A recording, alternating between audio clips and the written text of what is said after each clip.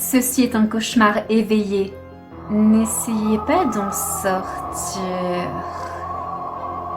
Je maîtrise l'angoisse et l'épouvante. Je peux vous noyer sous le glauque et le gore. Vous allez voyager au sein même des atrocités. Bienvenue dans les récits nécrosés. L'histoire de l'artisane du chocolat. Dans la petite ville de Rhyl, située en Écosse, une fillette de 6 ans était assise tranquillement sur un grand fauteuil fleuri. C'était le vendredi soir. L'enfant regardait la télévision où était diffusé un étrange dessin animé avec des lapins et des loups qui évoluaient dans une forêt en chocolat. Les sourcils étaient froncés en moue chagrinée étudiée. L'enfant tenta de s'intéresser à ce que diffusait l'écran, mais rien n'y faisait. Le film d'animation montrait les loups et les lapins complotant ensemble et voulant coincer une petite fille qui s'appelait Rosalia. La gamine, qui regardait l'écran, trouvait ça stupide. Elle ne voyait pas comment les loups et les lapins pouvaient s'entendre et comment un bois tout entier pouvait être fait de chocolat. D'ailleurs, elle détestait le chocolat. Ce que sa mère lui offrait avait un goût répugnant. Le spectacle extérieur la fascinait davantage que la télé. En guignant par la fenêtre, elle vit qu'il faisait nuit. L'obscurité étendait sa cape sombre sur la beauté luxuriante du jardin. Le noir ne faisait pas peur à l'enfant qui était vaillante. Au contraire, elle adorait la pénombre bien plus que le jour. Pourtant, cette nuit, quelque chose la perturbait. Elle avait l'impression d'être épiée. Les yeux bleu clair de l'enfant étaient plissés en grimaces désapprobatrices récurrentes. Elle soupira, et comme elle s'ennuyait, elle décida d'écouter sa mère, qui était dans le bureau près du salon. L'isolation phonique était telle que la petite captait les moindres mots de la conversation d'adulte sans même bouger du fauteuil. La matriarche était en pleine négociation avec un riche client. C'était souvent comme ça. Mieux qu'une vendeuse de rêves, une commerciale de vent, la mère de l'enfant était courtière en huiles essentielles. Ses clients étaient des talentueux chocolatiers et grands groupes de parfumerie, prêts à acheter les essences florales et sucrées à prix d'or. Aujourd'hui, tout ne se passait pas comme prévu. La mère perdait patience. L'enfant l'entendit, car le ton, d'habitude atone, montait dans les aigus en tournant en boucle sur les mêmes arguments. Effluve fine et subtil, essence sucrée, matière première unique. Une somme d'argent fut hurlée, plus que proposée. 1000. Puis, Bien, 500 alors. et enfin, une dernière phrase fut vociférée si fort que les murs du salon tremblèrent. C'est ce qui était convenu, et tu verras, tu céderas. Les bruits se succédèrent à un rythme aussi effréné que le ton employé par la mère. Le combiné fut raccroché brusquement, la porte du bureau violemment ouverte, puis refermée, et enfin, les hauts talons claquèrent méchamment dans le couloir. La mère de famille fit irruption dans le salon, écrasant le mobilier et la petite avec de son illustre aura. Marine, la matriarche, n'était faite que d'atouts impressionnants. Elle était toute en longueur, très grande, immense. Son gracieux cou disparaissait sous une opulente cascade de boucles brunes. Son visage, lui, était toujours figé. Par de nombreuses opérations chirurgicales, par une froideur naturelle, on ne savait trop dire. Mais cette fois-ci, un pli soucieux barrait son front, lui conférant une allure inquiétante. L'enfant, Violette, en guise de réponse, adopta une mine renfrognée, fortement travaillée. La petite était l'opposé de sa mère. Ses longs cheveux blonds et ses yeux clairs lui conféraient un air angélique. Vraiment, la fille ne se ressemblait pas. Violette tenait plus ses attraits physiques de son père, paternel qu'elle n'avait hélas jamais connu. Théâtralement, Marine se laissa choir dans le fauteuil. Elle posa ensuite une assiette avec un biscuit sec sur la table basse, puis saisit sans préavis la télécommande pour éteindre la télé. Tous des emmerdeurs. Tu as bien raison de ne pas aimer tout ce qui concerne le chocolat. Ce ne sont que calories inutiles. Mike aussi dit que le chocolat ne sert à rien. En plus, il dit que je suis assez grosse comme ça et que je devrais lui laisser toutes mes friandises. L'enfant grimaça. Tu sais, il dit aussi que je ne suis pas de la famille, que je suis une pièce rapportée et qu'on m'a trouvée dans une poubelle. Eh bien, ton cousin Mike raconte des sottises, du moins avec cette histoire de poubelle. C'est ridicule, c'est juste pour t'embêter. Tu ne devrais pas croire tout ce qu'il invente. Marine caressa la chevelure de l'enfant dans un geste apaisant et maternel. mais ses longs ongles accrochèrent le cuir chevelu. Il se fait tard. Tu devrais déjà être au lit si tu veux être en forme demain matin. Mais avant, une petite friandise? Elle tendit un biscuit d'un air invitant.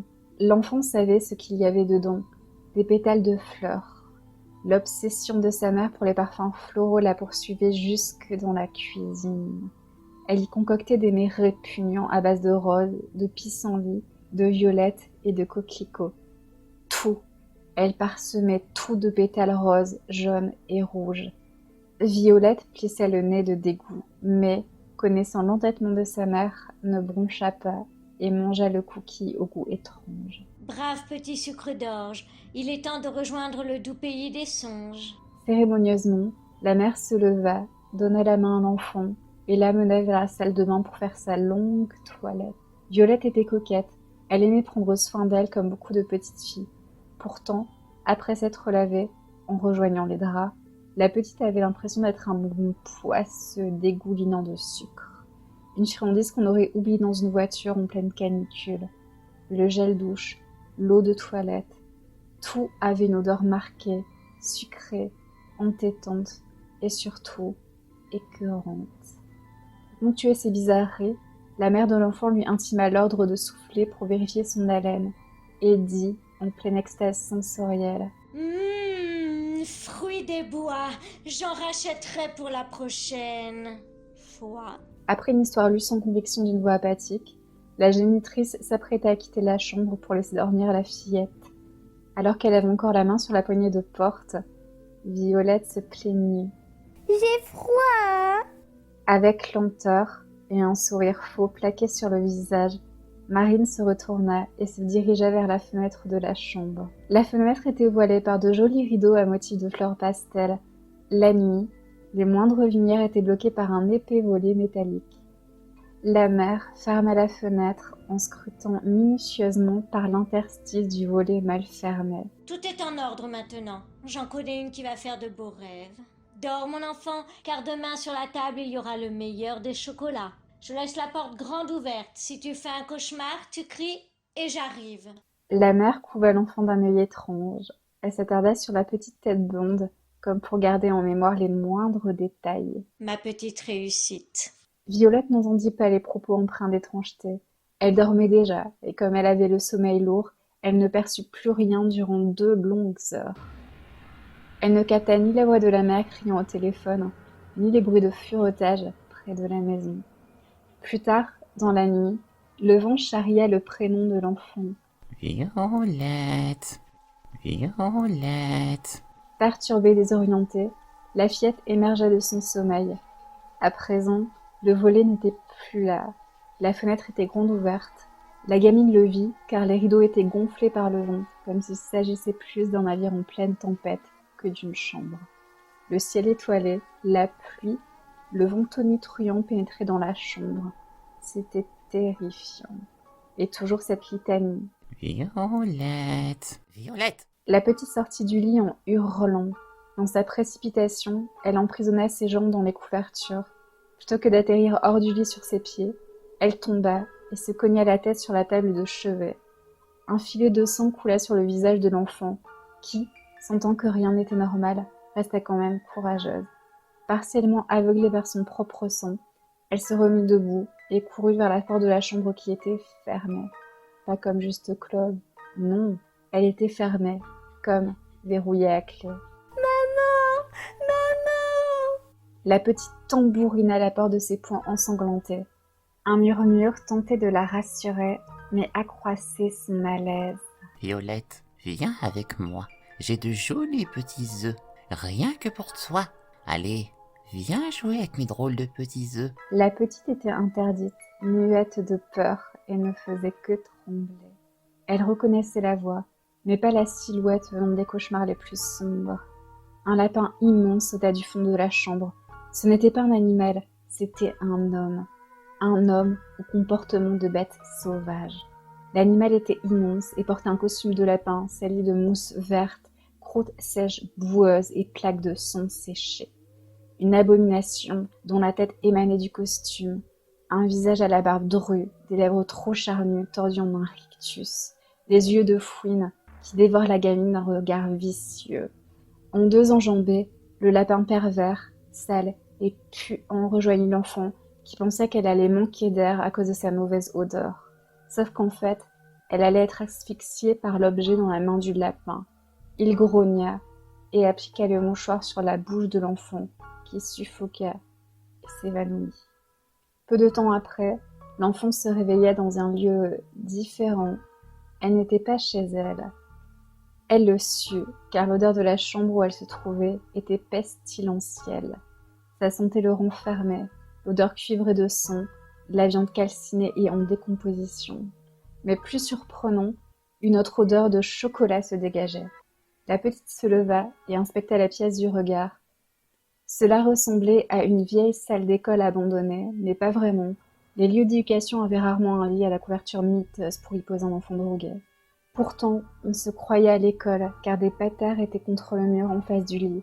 Des noms de petites filles étaient écrits maladroitement au-dessus de manteaux, semblables à ceux que Violette avait l'habitude de porter. Les prénoms des fillettes étaient tous à connotation florale. Rose, Capucine, Marguerite, Pétunia, Jasmine, Jacinthe. Dans un coin, plusieurs cartons étaient empilés. La poussière était omniprésente et un rat traînait à proximité. Pourtant, Violette s'y dirigea rapidement, car un objet, venant d'un carton, avait attiré son attention. Un doudou de couleur rose fané où était brodé Lily. Des choses de plus en plus étranges étaient remisées là. Plusieurs photos avec une adulte qui était la version plus âgée de Violette et qui tenait un bébé dans les bras. Et enfin, une lettre manuscrite.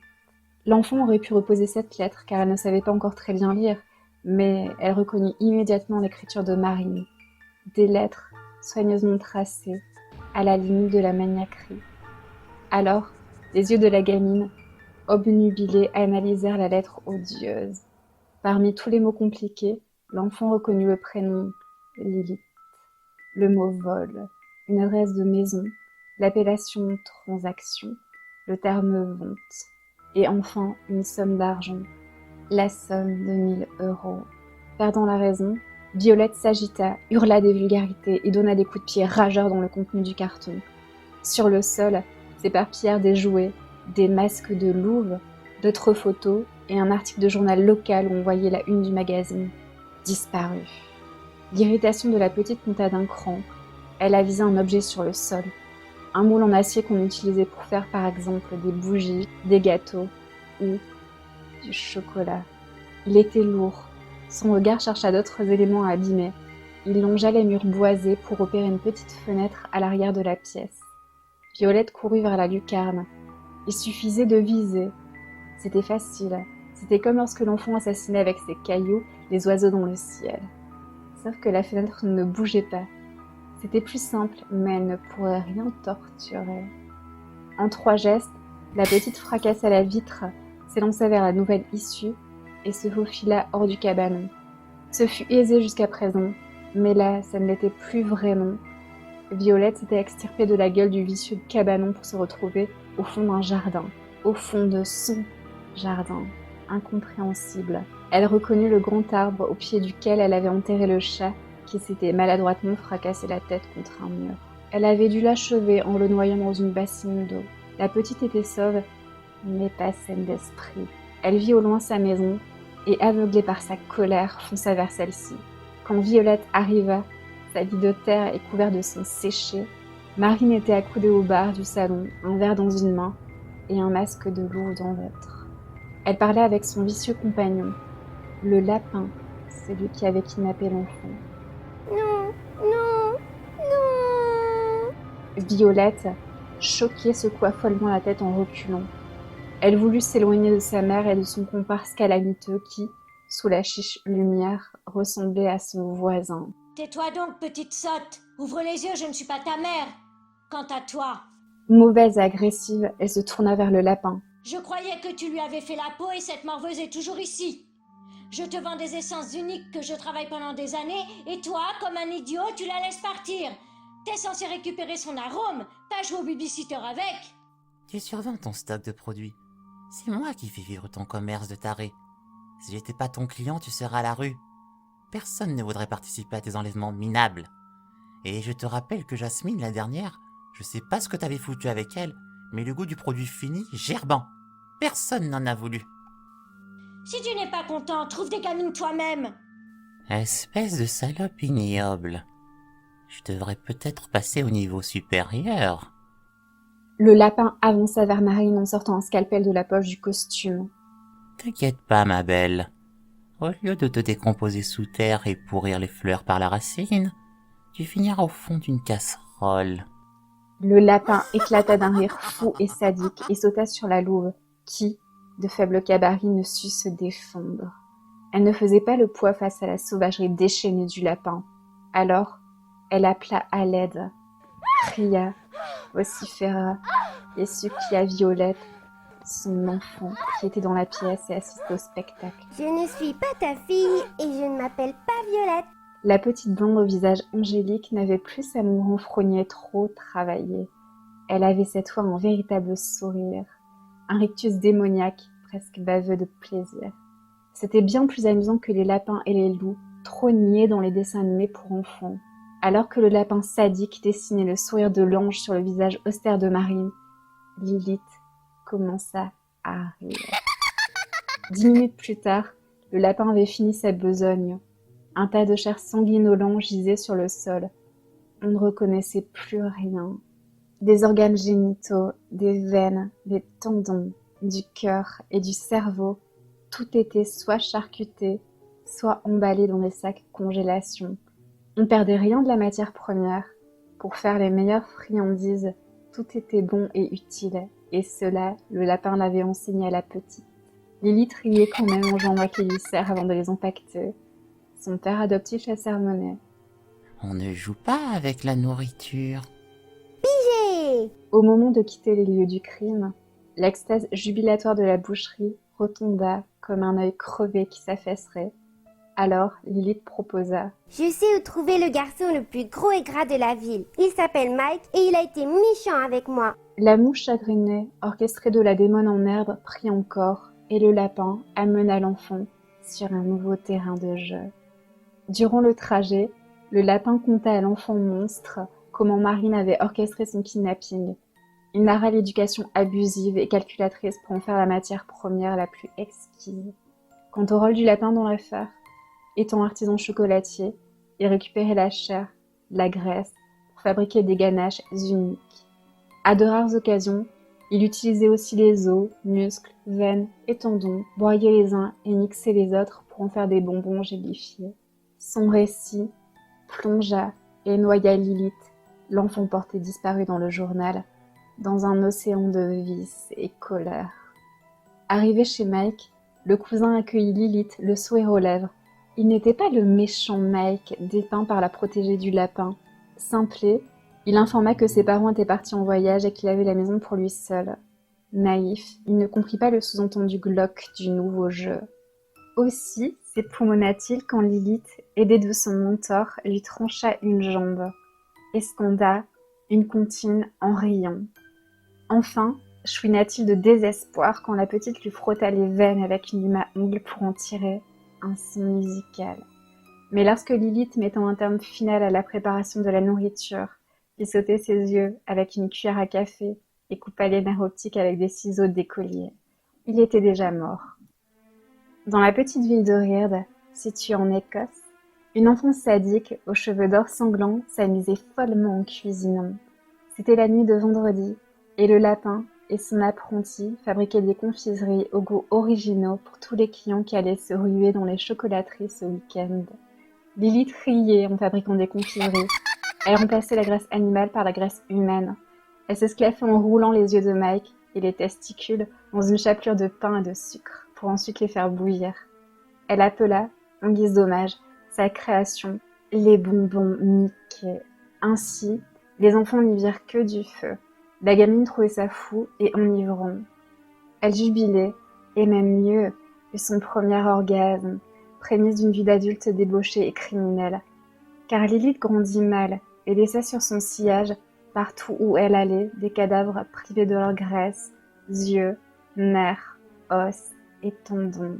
Les chocolateries se multiplièrent et les ventes de confiserie y firent toujours plus florissantes, car l'enfant se passionnait pour la fabrication de bonbons morbides.